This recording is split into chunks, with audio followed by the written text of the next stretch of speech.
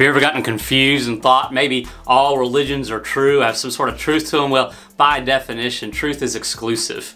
Not all religions, they can all be false, but they can't all be true. When you really look at it, you've got a range of beliefs from atheism that says there's no God to agnosticism that says, not really quite sure, to pantheism that says everything is God, or panentheism that says God is in everything, or Buddhism that kind of runs a spectrum of atheism to its derivatives from Hinduism. And you get a lot of Eastern New Age beliefs where you hear conversations about the universe, or then you get into polytheism, whether it's from ancient Greek religions on through traditional spiritism, seeing gods or demons and a lot of different things, or Hinduism that makes claims to lots of different gods. And then you get into the category of monotheism, Judaism, Christianity, and Islam.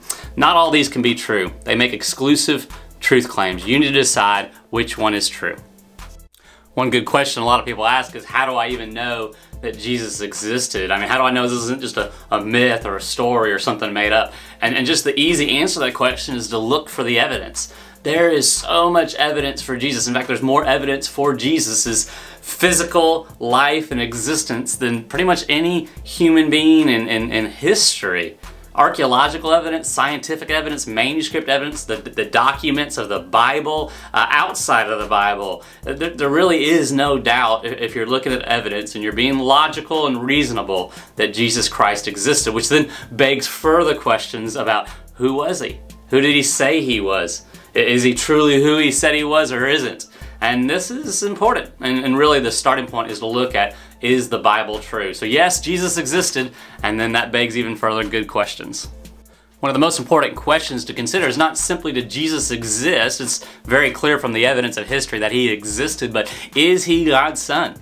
Is he more than just a good man? And one of the most amazing things, I love this quote from C.S. Lewis, he says, "You must make your choice. Either this man was and is the Son of God, or else he is a madman or something worse." I mean, you have to decide, is Jesus really who he said he is, or is he some sort of crazy lunatic? So many evidences, even in his words from the accurate Bible, about his baptism being displayed, that he is God, his I am statements across the Gospels. He's called Emmanuel, God with us. He's referenced as seeing God when you see him, that if you've seen him, you've seen the Father. He's the image of the invisible God. And over and over and over, Jesus leaves no room for questioning. He's not just merely a man. He is God in flesh. Some people might say when they look at the life of Jesus, oh, I can accept he was a good teacher or he was a prophet, but I can't accept that he was God. Well, here's 10 evidences from the scriptures about Jesus being more than just a good man, about being God in flesh, his birth, a virgin birth, impossible for mankind, that he fulfilled the prophecies, literally hundreds of prophecies, statistically impossible. The angels worship him. He receives that worship. He's transfigured.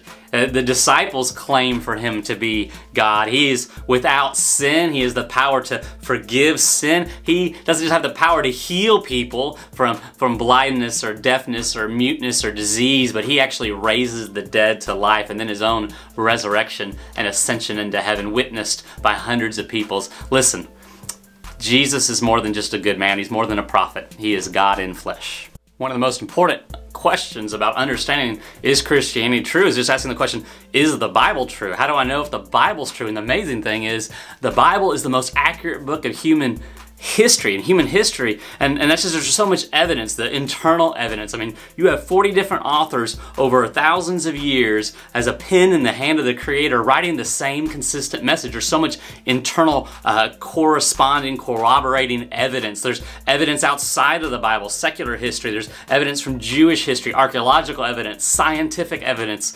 historical documentary evidence, that over and over and over the Bible just evidences it truly is what it says it is, the Word of God. And if you haven't ever read the Bible, I just want to encourage you to read it for yourself. And if you have questions of the Bible, do your homework. There is an abundant amount of evidence that the Bible is true. One of the best ways to see that the Bible is true is to look at the manuscript or the bibliographical evidence. It's just overwhelming. In fact, you can look up little charts, dorky little charts that kind of show, compare the Bible to other works of ancient history, like Homer's Iliad, Plato's Tetralogy, Caesar's Gallic Wars, Tacitus, Pliny, Thucydides, Demosthenes. I can't say all those names right, but the amazing thing is the quantity of manuscripts, the quality of the manuscripts, the time gap between the manuscript and the actual original date of the autograph. It just proves over and over and over. Literally, there are over 24,000 manuscripts of the New Testament alone, and it shows that what we hold in our hand in the modern English translation or whatever language you speak Bible is accurate to the original writing. Have you ever considered the archaeological evidence for the Bible? There are literally thousands upon thousands of discoveries, things that have been dug up in Israel and across the world that bear evidence the Bible really is what it says it is. Two websites you could check out are BiblePlaces.org or BibleArchaeology.org just to get a glimpse into some of them. Here's just a few: the Nag Hammadi Library, the New Ain Dara Temple, the Tel Dan Stela, the Mona Lisa of the Galilee, Yahweh and his Asherah, St. Peter's house, the Siloam Pool, Ashkelon's arched gate, Jerusalem's stepstone structure, Jerusalem's Babylonian siege tower. That's just 10 evidences. There are hundreds and thousands, literally, archaeological evidences in it, and really every month of the year there's a new archaeological evidence that's discovered that evidences the Bible is true.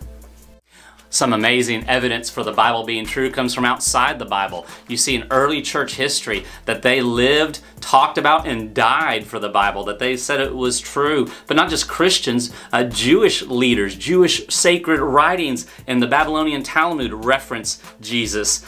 Flavius Josephus, a very famous Jewish historian, references Jesus. One of the most famous historians of first century Rome, Cornelius Tacitus, speaks several places about Jesus. Others like Gaius Suetonius Tranquillus and Pliny the Younger also speak to Jesus' existence. In fact, you can take a lot of secular writings from outside the Bible, and you can pretty much assemble a very simple gospel explanation that Jesus really existed and that he testified that he was the way, the truth, and the life.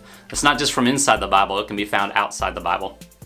One good question to ask is there any scientific evidence for the Bible being true? Check this out. Here's some different things where the Bible called it way before science understood it, that the earth is a sphere. Thousands of years. Isaiah 40 verse 22, that there's an incalculable number of stars. Jeremiah 33:22, that earth isn't on top of a giant or on top of an animal, that it free floats in space. Job 26:7. The creation is made of invisible elements, that each star is different, that light moves, that air has weight, that the wind blows in cyclones, that there's actually currents and wind patterns over the ocean, that blood can reveal your health, that the ocean floor contains deep valleys. Listen, there are so many scientific discoveries that are in the Bible that weren't made until hundreds and thousands of years later. Have you ever looked at the prophecies about Jesus? One of the most amazing internal evidences that the Bible is true is that writings from hundreds and thousands of years ahead of time made very specific predictions about the life, the birth, the death, the teachings, the miracles of Jesus. And they came true. It's really amazing. In fact, it's a statistical impossibility. There's well over 300 prophecies about the life and death of Jesus. And if just 8 of those prophecies came true, do you know the statistical probability of that? It's 1 times 10 to the 17th power. That's 1 with 17 zeros right after that. Or the chances of Jesus fulfilling 48 prophecies is 1 times 10 to the 157th power. So just the predictions, the prophecies alone, and how they come to true evidence that the Bible really is what it says it is, the Word of God. How do you know there's a God that created? I mean, have you ever wondered, could evolution be true? Well, you really need to ask yourself some good questions that, frankly, science and evolution can't answer. I mean, where did it all start from? Where did this all start from? Even if evolution happened, how did it all begin? Where were those first 2 molecules? If there was a big bang, where did they come from? And scientists just don't have those answers, and they don't have the evidence. They might be able to show microevolution, the changing of beaks into bigger beaks or different things, but they can't show macroevolution, how a fish transformed into a bird or any of those steps along the way. They take guesses, but there's just no evidence. It hasn't been observed, it hasn't been repeated, it's just not scientific. Evolution is not scientific. And when you look out and you see the creation, you see somebody created it. There's design, there's intentionality in the creation. So look and see and realize that creation gives the greatest answers. Have you ever wondered, is there more evidence for creation or more evidence for evolution? I mean, the scientists tend to show you and tell you that there's so much evidence for evolution, but is it true? I mean, have you ever been in a building? When you're in a building, you know there was an architect, there was a designer, there was a builder. It didn't just happen. Have you ever read a book? You know, behind every book, there's an author. Behind every artwork, there's an artist. And it's the same way with creation. Listen, evolution doesn't answer basic questions like, where did it all start from? And where did those first two cells come to and come to be and explode into complex order? There's just a lot of big gaping holes in the scientific arguments that really just don't have scientific evidence. It's not observable, it's not repeatable. You can't find the big gaps between the species. So just ask those questions, and ultimately there's a lot more evidence for creation than there is for evolution.